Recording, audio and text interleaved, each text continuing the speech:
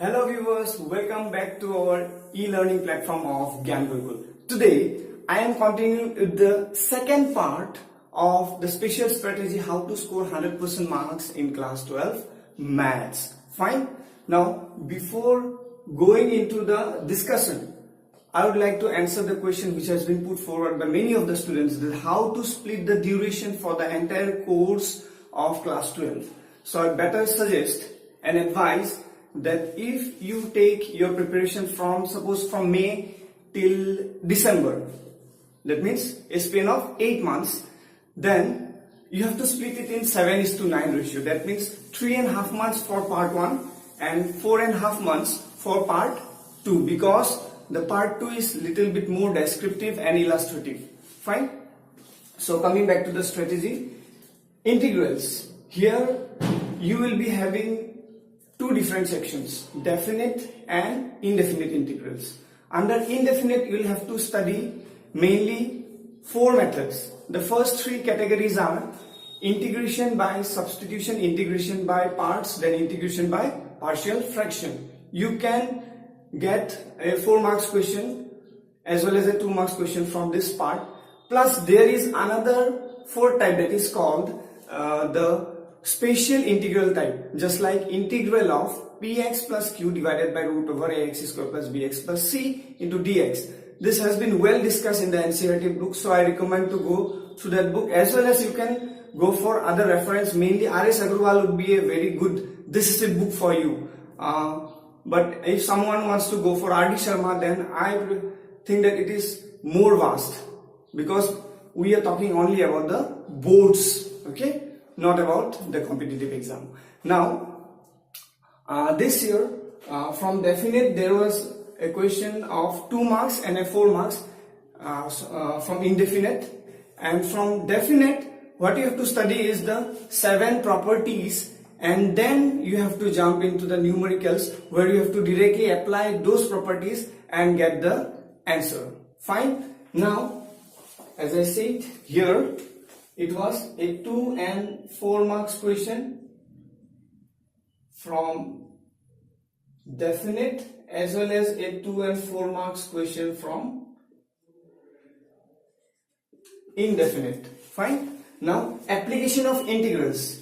Here, before going into this chapter, you should know how to plot a straight line, how to plot any conic like parabola, circle, then ellipse, etc. Okay, with the proper knowledge of plotting, you can then jump into this chapter and apply your concept of integral to find the area under different kinds of curves, simple it may be, or bounded curve. Now this year, surprisingly, a 6 plus another 6 marks question was being asked. That means a total weightage of 12 marks. My students, it's a very huge and countable marks. 12 marks, 6. Fine. Now, differential equation.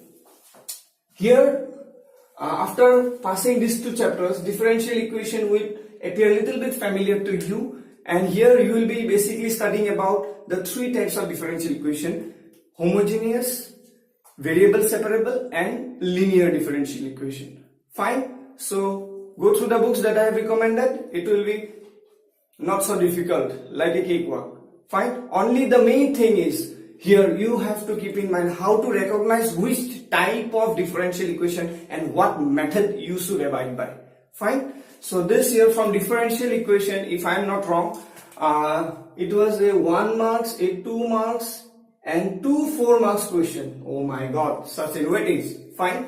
Now from vectors. Vectors is little bit lengthy, it's an illustrative chapter, but it's comparatively easier to score. Fine. In vectors, first of all, you go through the basic definitions, because you can expect 1 and 2 marks question. Then you will go to the properties of vectors. Okay. Then you will have scalar product, then vector product, and then scalar triple product. From here you can easily expect a 4 marks question. Fine. So this year, from vectors, 2 short questions and a 4 marks question, obviously from dot and scalar product was being asked. Fine. Now 3D geometry. 3D geometry, if I would say in other words, it would be like the application of vectors. Clear, my students? 3D geometry is like application of vectors, where you will have to apply the concept of dot and cross product to find the equation of line, plane in space, or the angle between those things. Fine. So in 3D, first thing that comes into play is the equation of a line in space. Okay, there you have to study two forms. Then you will have to find angle between two lines. After that, moving on to the plane, you will have to find the equation of plane in three different forms. Then angle between planes. Fine. And as well as you will have some extra miscellaneous topic like the shortest distance between skew lines. The question might be, show that this and that line does intersect. So if they intersect, the shortest distance will be 0. Fine. All those stuff. Then there is, at the last, you will face questions on angle between a line and a plane and angle between two planes. Fine. Or a plane passing through the intersection of two planes. So for that, NCERT is well and good. You can practice 2-3 questions from each type to have a proper rigid idea about how the questions are being. Fine. Because this is a formula based question. You have to only should know the technique to apply the formula. Fine. So this year from 3D geometry, it was a 4 marks and a 6 marks. That means a total weightage of 10 marks. Good.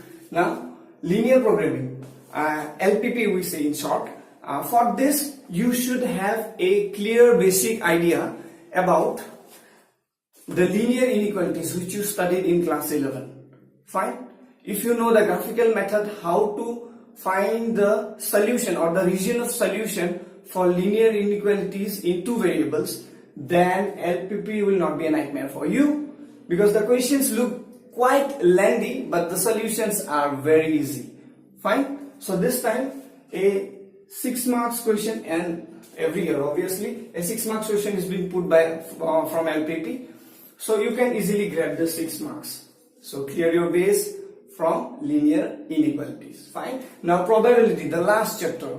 Here already you have gone through the basic study of probability in 10, then in 11. Now in 12 you will be dealing with some extra conditional probabilities, like the first thing is only the conditional probability. Okay, conditional probability. Then comes your multiplication theory of probability, where you will find intersection between two events. Then comes your Bayes theorem, and finally there is a topic called binomial distribution and probability distribution. So from the first two part you can get, or you can expect, a 4 marks question, and from the last two topic, Bayes and the probability and binomial distribution, you can easily expect a 6 marks question. Fine. So this year, as per the conventional way, a 6 plus 4 marks question was being put from the chapter probability. Fine. So this is in nutshell the strategy how to prepare yourself to punch and get your 100% marks in mathematics class 2. So with this I am ending up, dear students. I don't want to make it lengthy. Next, if you need any special video on any chapter, if you have any doubt, any guidance, either it might be board or competitive, anything, do let us know in the comment section below. I will try to help you in all possible way. Thank you for being with us.